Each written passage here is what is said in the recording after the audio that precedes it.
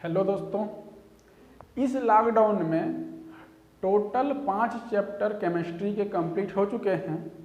6वां chapter हमारे syllabus में नहीं है, जो नया सिलेबस आया है उसके according.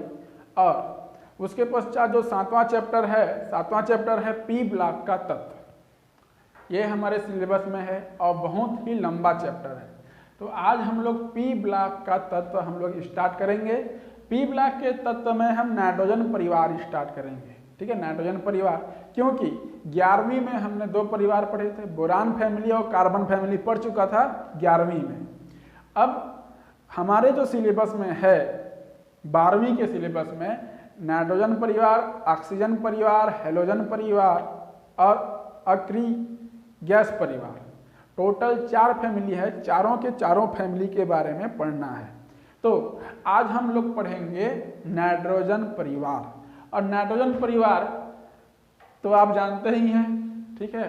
Nitrogen, phosphorus, arsenic, antimony और बिस्मथ होता है। और आज हम लोग आवर्ती गुण पढ़ने वाले हैं। ठीक है, नाइट्रोजन परिवार के केवल और केवल आवर्ती गुण पढ़ने वाले हैं।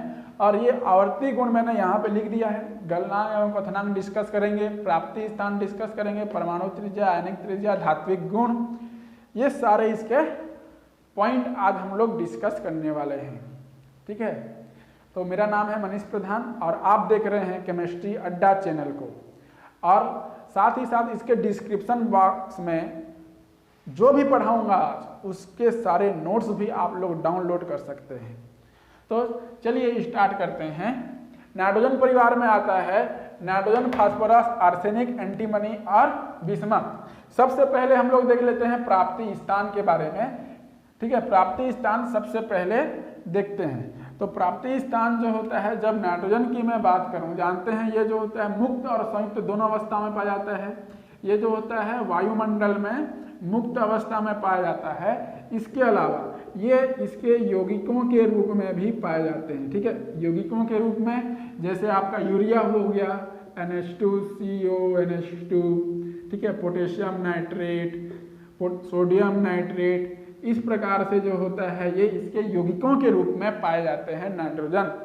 ठीक है, उसके पश्चात जब फास्फोरस की बात करते हैं, फास्फोरस जो होता है हमारे शरीर में पाया जाता है। शरीर में जो कंकाल तंत्र है हमारा, हड्डी है, हड्डी का जो होता है मुख्य घटक क्या होता है, फास्फोरस होता है। इतना तो आप जानते ही हैं, बायोलॉजी भी पढ़ते हैं। अब जो आर्सेनिक, एंटीमनी और बिस्मथ है, ये प्रकृति में जो होता है बहुत कम मात्रा में पाया जाता है इनकी तुलना में। ठीक है, इसकी तुलना में जो होता है बहुत कम मात्रा में पाया जाता है और यह सल्फाइड के रूप में प्रकृति में पाया जाता है। ठीक है, अब ये हो गया प्राप्ति स्थान। ये नाइट्रोजन जो होता है वायुमंडल में यौगिकों के रूप में पाया जाता है और स्वतंत्र अवस्था में भी पाया जाता है। ठीक है, शरीर में कंकाल तंत्र का मुख्य घटक फास्फोरस, ये होता है प्रकृति जो होता है प्रकृति में बहुत कम मात्रा में पाया जाता है और ये सल्फाइड के रूप में पाया जाता है। अब हम लोग जो दूसरा प्रॉपर्टी होता है प्राप्ति स्थान के बाद, इसका परमाणु एवं आयनिक त्रिज्या की मैं बात कर लेता हूँ। परमाणु और आयनिक त्रिज्या। अब परमाणु और आयनिक त्रिज्या जो होता है 11वीं कक्षा में भी आप सब लोग पढ़ चुके हो। ठीक है, सब लोग आप पढ़ चुके हैं, इसको मिटाना नहीं था, मिट गया। नाइट्रोजन, फास्फोरस, आर्सेनिक और एंटीमनी और ये हो गया बिस्मथ। देखिए परमाणु और आयनिक त्रिज्या जानते हैं आप लोग। जो परमाणु का नाभिक है, नाभिक से जो होता है बाह्य परिधि के बीच की दूरी जो होता है आपकी त्रिज्या कहलाती है। और ये जो वर्ग है, वर्ग में ऊपर से नीचे आने पर जो त्रिज्या का मान होता है वो धीरे धीरे क्या होते जाता है, ऊपर से नीचे। ठीक है, ऊपर से नीचे आने पर धीरे धीरे जो होता है त्रिज्या का मान बढ़ते जाता है। ठीक है, बढ़ते जाता है क्योंकि नाभिक के चारों ओर कक्षा की संख्या भी तो बढ़ती है। ठीक है, ये। और यदि मैं आवर्त में बाएं से दाएं जाऊं, ठीक है, आवर्त में जब मैं बाएं से दाएं जाता हूं तो त्रिज्या का मान क्या होते जाता है, कम होते जाता है त्रिज्या का मान। और क्यों होता है ऐसा, क्योंकि कक्षकों की संख्या नहीं बढ़ती।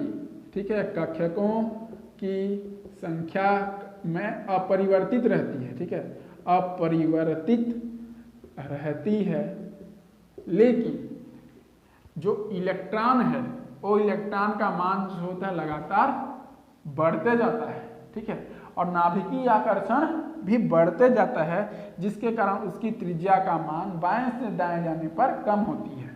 लेकिन जब नाइट्रोजन के बाद इधर ऑक्सीजन है, ऑक्सीजन फैमिली से आप तुलना करोगे तो नाइट्रोजन परिवार का जो त्रिज्या है, परमाणु त्रिज्या है, वो ऑक्सीजन फैमिली की तुलना में क्या होगा, अधिक होगा, ठीक है।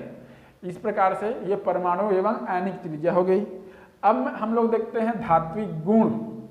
अब ये धात्विक गुण धात्विक गुण कौन कौन सा, अधातु है, उपधातु है और धातु है, ठीक है। ये जो नाइट्रोजन है ये तो पूर्ण रूप से क्या है, अधातु है, ठीक है, ये गैस है ये, तो ये हो गया अधातु। ये दोनों होगा उपधातु, ठीक है, ये दोनों होंगे उपधातु, और एंटीमनी और बिस्मथ होंगे, एंटीमनी और बिस्मथ क्या होंगे, यहाँ पे धातु होंगे। अब देखिए ये धातु है, उपधातु है और धातु है।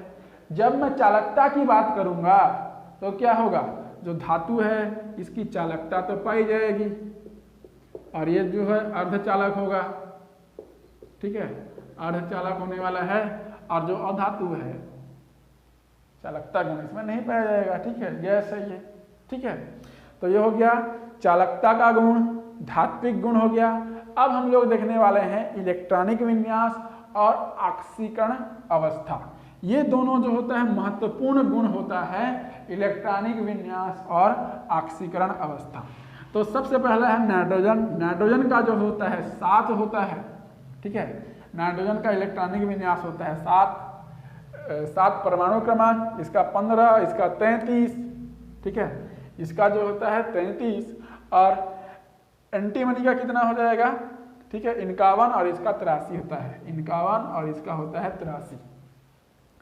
अब नाइट्रोजन का मैं इलेक्ट्रॉनिक विन्यास करता हूं, 1s2 2s2 2p 2 2 4 और ये हो गया 7।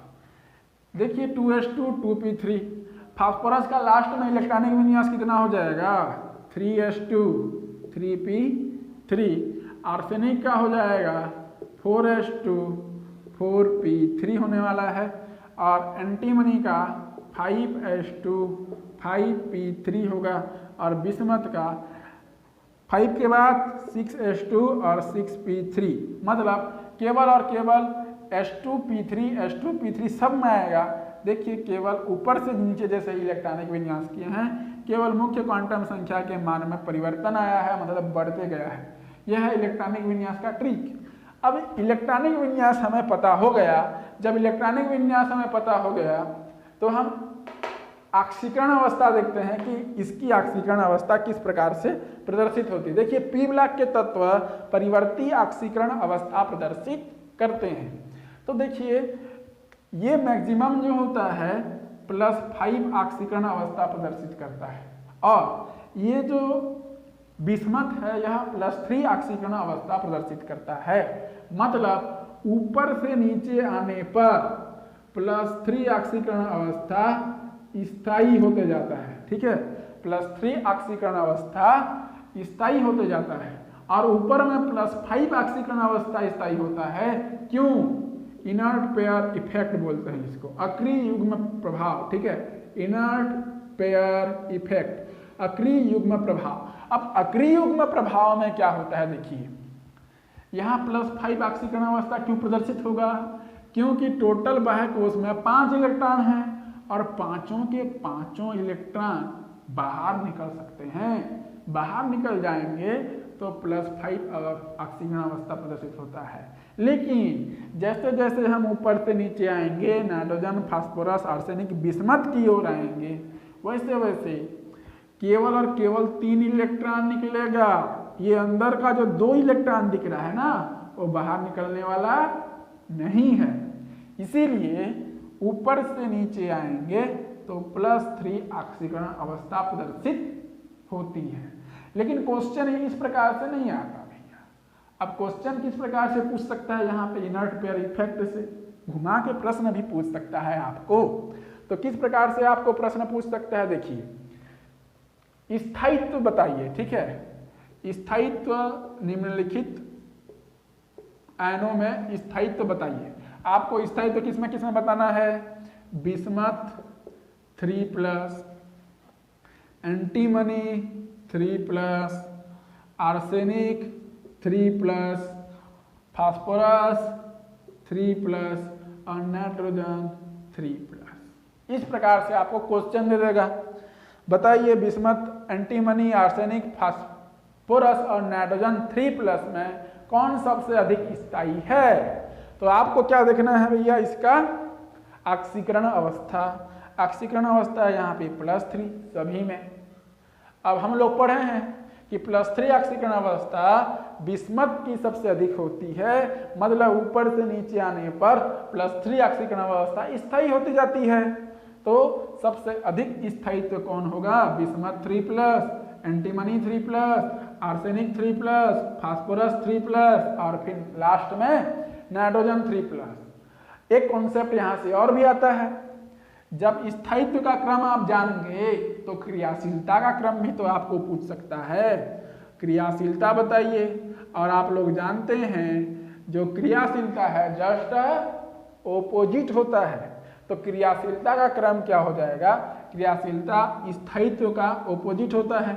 तो यदि आपको क्रियाशीलता का क्रम पूछ लिया तो क्रियाशीलता का क्रम हो जाएगा N3+, then phosphorus 3+, then arsenic 3+, फिर आएगा एंटीमनी 3+ और फिर आएगा बिस्मथ 3+ आने वाला है।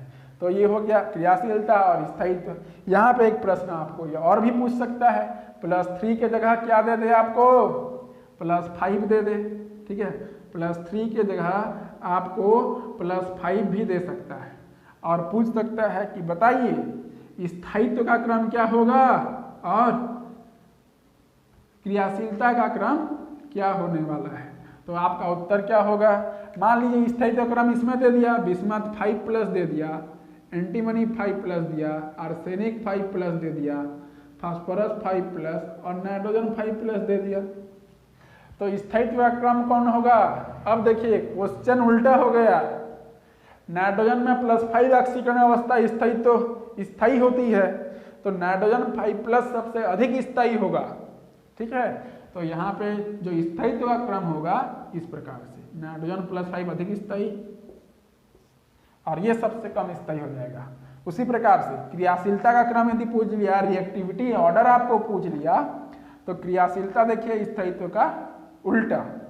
तो स्थायित्व में वो सबसे अधिक स्थायी, तो क्रियाशीलता में सबसे अधिक जो क्रियाशील होगी वो होगी बिस्मथ 5+, फिर एंटीमनी 5+, आर्सेनिक 5+, फास्फोरस 5+ और देन आएगा नाइट्रोजन 5+। तो इस प्रकार से क्वेश्चन घुमा के भी दे सकता है, याद रखिएगा। तो ऑक्सीकरण अवस्था से रिलेटेड हो गया। जानिए ऊपर से नीचे आने पर +3 ऑक्सीकरण अवस्था स्थायी होती है, नाइट्रोजन की +5 ऑक्सीकरण अवस्था स्थायी होती है। तो यहाँ पे आपको इस प्रकार से क्वेश्चन भी पूछ सकता है स्थायित्व और क्रियाशीलता से संबंधित। तो आपको सॉल्व करने आना वहाँ पर चाहिए, ठीक है, सॉल्व करने आना चाहिए। अब हम लोग पढ़ेंगे ऑक्सीकरण अवस्था हो गया, इलेक्ट्रॉनिक विन्यास हो गया। अब हम लोग पढ़ेंगे आयनन ऊर्जा, और आयनन ऊर्जा के बारे में आप सभी 11वीं कक्षा में पढ़ें।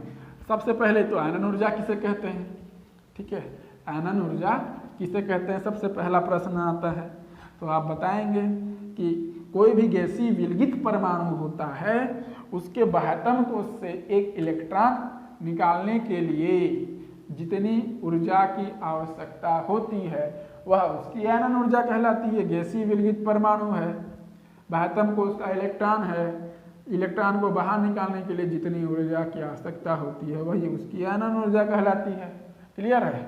अब आयनन ऊर्जा किसकी अधिक होगी, जिस परमाणु का साइज कम होगा उसकी आयनन ऊर्जा अधिक होगी, क्योंकि इलेक्ट्रॉन को बाहर निकालने के लिए मेहनत भी हमें अधिक करना पड़ेगा। तो देखिए nitrogen phosphorus arsenic antimony bismuth मतलब ऊपर से नीचे वर्ग में आने पर त्रिज्या के मान में क्या होती है, त्रिज्या के मान में वृद्धि होती है। ठीक है, त्रिज्या के मान में वृद्धि होती है। अब त्रिज्या का मान में वृद्धि हो गया तो जो आयनन ऊर्जा का मान है वो क्या होते जाएगा, आयनन ऊर्जा का मान कम होते जाएगा, क्योंकि नाभिकीय आकर्षण तो होगा ही नहीं, तो आयनन ऊर्जा का मान कम हो जाएगा। लेकिन जैसे ही मैं आवर्त में बाएं से दाएं जाऊं, ठीक है, बाएं से दाएं जाऊं तो त्रिज्या के मान में कमी आती जाती है।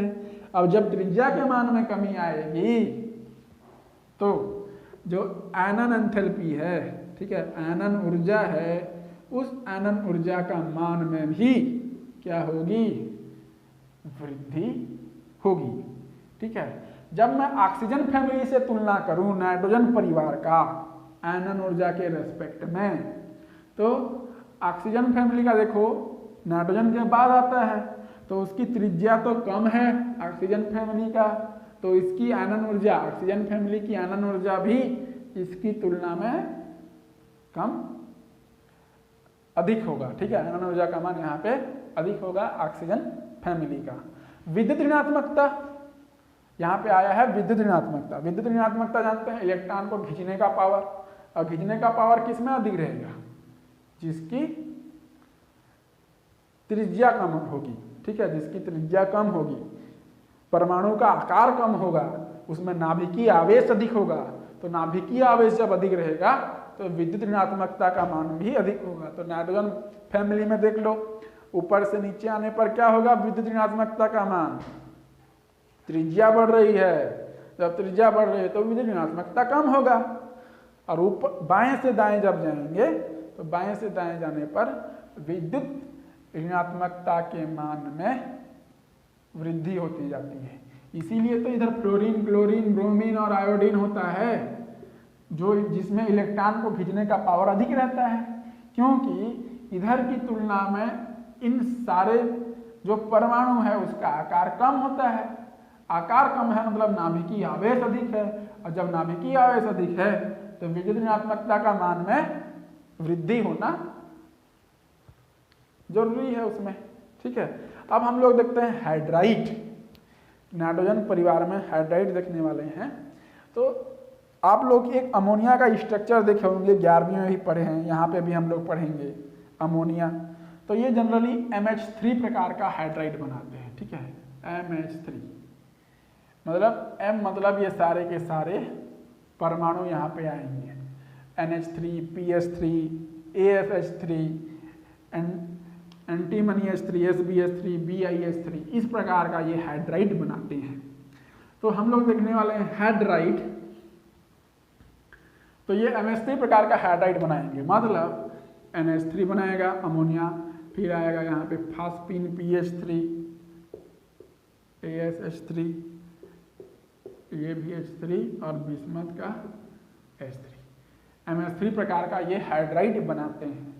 अब ये इस प्रकार का हाइड्राइड तो बनाते हैं, लेकिन किस हाइड्राइड का स्थायित्व सबसे अधिक होता है? मैं स्थायित्व का क्रम पूछ रहा हूं। ठीक है, स्थायित्व का क्रम किसका सबसे अधिक होता है? देखिए, मतलब जिसको हम ताप देंगे, विघटन ताप जिसको बोला जाता है, जब ताप देंगे, ऊर्जा देंगे, तो आसानी से कौन विदलित नहीं होगा और कौन आसानी से विदलित होगा, तो इसको बोलते हैं स्थायित्व।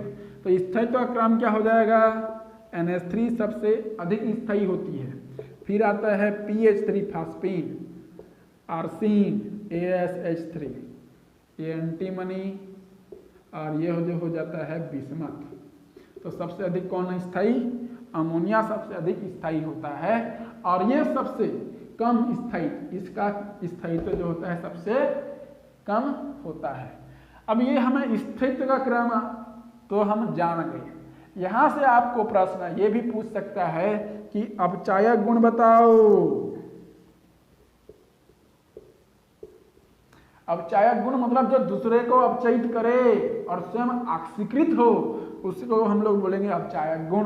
क्योंकि ये सारे के सारे हाइड्राइड हैं, दूसरे को तो हाइड्रोजन दे सकते हैं, जब दूसरे को हाइड्रोजन देंगे तो दूसरा वाला क्या होगा, अपचयित होगा। तो बिस्मथ सबसे आसानी से हाइड्रोजन का त्याग कर रहा है, तो अपचायक गुण सबसे अधिक किसका होने वाला है, BiH3 का होने वाला है। तो अपचायक गुण का जो क्रम होगा वो होगा BiH3, देन SbH3, ASH3, उसके बाद PH3 और देन NH3, ये आपका होने वाला है। इसके पश्चात जब हम यहाँ पे हाइड्राइड देखे हैं तो आप अमोनिया की संरचना तो बना सकते हो, 11वीं में पढ़ चुके हो, sp3 संकरण, ठीक है। sp3 संकरण पिरामिडी इसकी संरचना होती है, लोन पेयर ऑफ इलेक्ट्रॉन इसमें पाए जाते हैं, ये सारा चीज आपके पुस्तक में दिया हुआ है। तो आज के क्लास में ये सारे के सारे आवर्ती गुण यहाँ पे कंप्लीट होते हैं। ये सारे के सारे गुण आपको याद होना चाहिए, क्योंकि पी ब्लॉक के तत्वों में सबसे अधिक तथ्यात्मक एवं बोधात्मक प्रश्न पूछे जाते हैं। बड़े बड़े क्वेश्चन यहाँ से नहीं आते, सब छोटे छोटे क्वेश्चन आते हैं, ठीक है। आप लोग बहुत बड़ा याद करके गए, ठीक है, बड़ा स्ट्रक्चर हो गया, स्ट्रक्चर वगैरह जो होता है बड़े बड़े होते हैं, तो उनको आपको याद करने की जरूरत नहीं है। यहाँ से तथ्यात्मक एवं बोधात्मक प्रश्न आता है, इसीलिए छोटे छोटे कॉन्सेप्ट आपको याद रखने होंगे, क्योंकि यहीं से इसी के बीच में से जो होता है क्वेश्चन उठा के आपको देता है। तो आई होप आप लोगों को पी ब्लॉक के तत्व में नाइट्रोजन परिवार का आवर्ती गुण आपको समझ में आया होगा। तो आज के क्लास में केवल इतना ही। जय हिंद, जय भारत, जय छत्तीसगढ़।